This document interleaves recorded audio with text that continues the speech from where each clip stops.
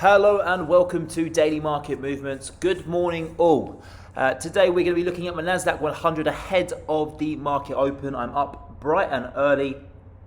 It's at 7 a.m. in Europe, that's UK time, and at this moment in time the NASDAQ100 futures are trading in the red following from yesterday's massive pair of losses that we saw once Jerome Powell had his conference. Now yesterday I explained in the video how important the lows here that we achieved on Monday, that was a hammer candlestick, are.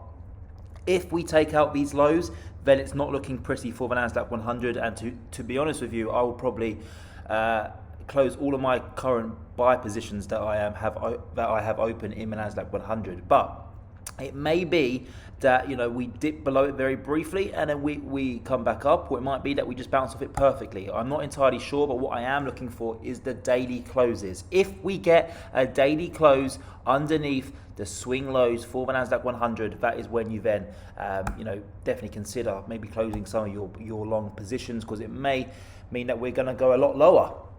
But the good news is that I do not believe this is going to happen, and at this moment in time we're still trading around at 14,000 price. We haven't even touched the swing lows that we achieved on Monday, so as long as we are still trading above 13,700, which is that white line on your screens, the NASDAQ 100 is still bullish. I fully anticipate a bounce at this moment in time. The RSI is 23.38. I'm just going to put up the RSI for you guys, because if we go back to last time when we were oversold here, if I just put a if I just zoom all the way back, so look, the last time that we were considered to be this oversold was all the way in December 2018, and I actually remember trading that time period. But look, that marked the bottom.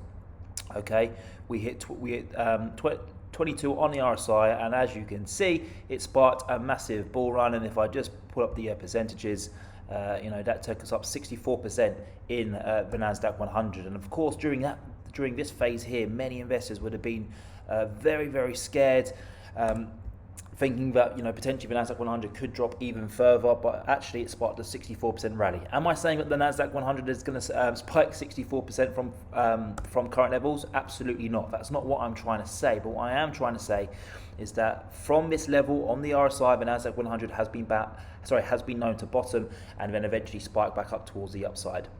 What I'm going to do, and I was looking at the NASDAQ 100 very closely last night actually, once I posted yesterday's video, I'm actually going to draw a rectangle box, and that's going to be from the swing lows that we achieved on Monday all the way up to the 200-day EMA. Now, if you turn on any news channel right now, whether that be CNBC or Bloomberg, you will hear many investors come on, or many analysts come on and say how volatile the markets are going to be over the next couple of weeks. And that's true.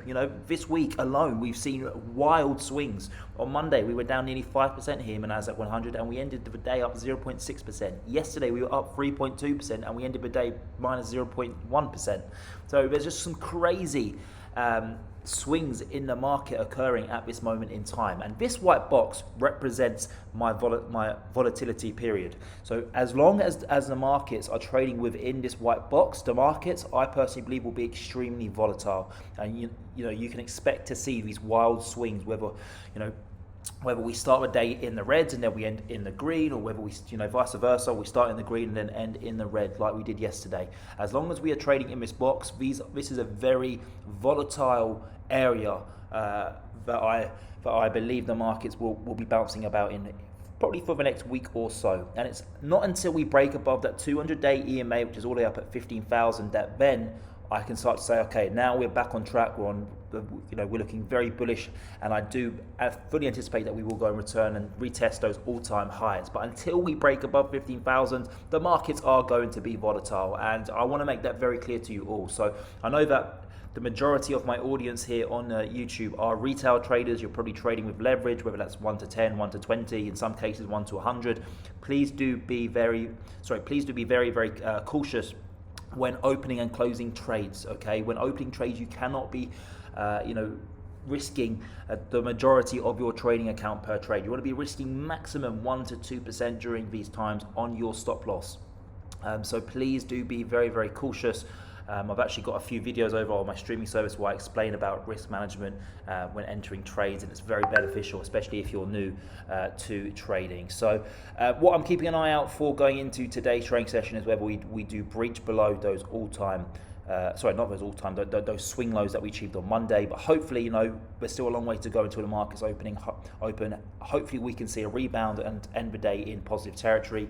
Again, the Fed has come out yesterday and announced that there will be a hike in March, most likely, and then from there they have to then take action. But there's going to be no mention of 5 to 6 rate hikes as many analysts have priced in, and this is what the market's priced in. We're now, if I pull up from the top, how far are we off the all-time highs now? So we're now roughly 16.69%. So we are knocking on the door to correction territory, especially if we breach those lows. And I personally do not believe that the market is ready or fit to enter into a bear market. The economy is very strong. There is no sign of a recession happening anytime soon.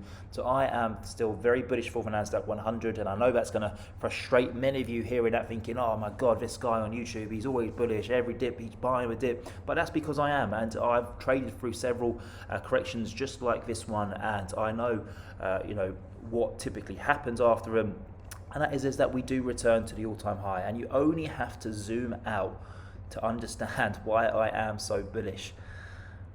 Everyone acts during these corrections like it is the end of the world, but look what happens. History will tell you, this is going all the way back to 2014. The market has gone up and up and up and up, and the S&P 500 reflects that as well. For the past 100 years, the market's just been going up and up and up. And in fact, if you would have bought on these heavy volatile periods, these dips that occurred, and they are quite rare. There's 1, 2, 3, 4, 5.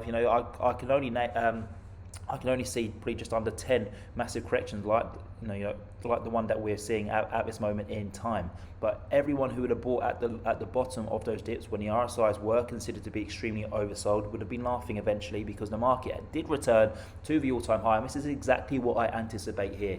The way that technology is growing in this day and age, I see no sign for some multi-year bear market here for the NASDAQ 100. If anything, I think that will continue to trek higher. And as well as that, I'm going to show you the retracement extensions here.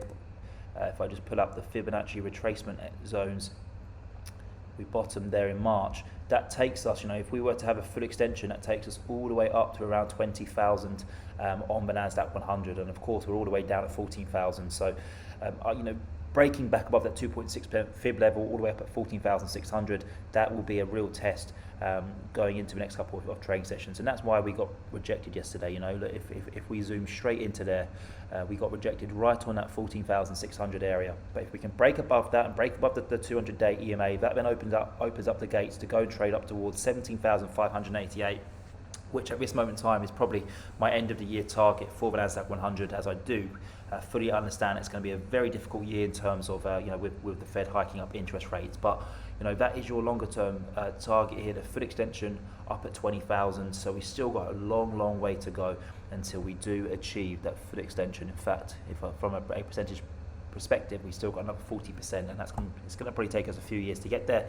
As my prediction for the end of the year is high single-digit growth here for the NASDAQ 100, anywhere between 5 to 9%. That's my end of the year prediction for the US stock market. But chin up, guys. I know days after yesterday are very hard to get up in the morning and to continue trading. It's very frustrating, and I personally think that many of you will feel like giving up at this moment in time. But until we do take out that swing low, the NASDAQ 100 is still bullish. And that is going to wrap it up for today's video. But just before I let you leave, I just want to quickly show you our brand new streaming service. We've recently launched this website that you can see in front of you. This is where we provide in-depth analysis videos as well as trading signals via our Telegram group chat. Once subscribed, you'll then have access to all of our in-depth analysis videos as well as access to our private Telegram group chat. We cover various markets such as commodities, US stocks, indices, and cryptocurrencies. We also have a video category where we provide educational content so that you can improve your trading skills. If this sounds appealing to you, then you can find our website link in the description of this YouTube video at dailymarketmovements.com. If not, then I would just like to take this time to say thank you for watching today's YouTube video. Please give my channel a subscribe and give this video a thumbs up. Thank you very much, and I hope to see you again soon.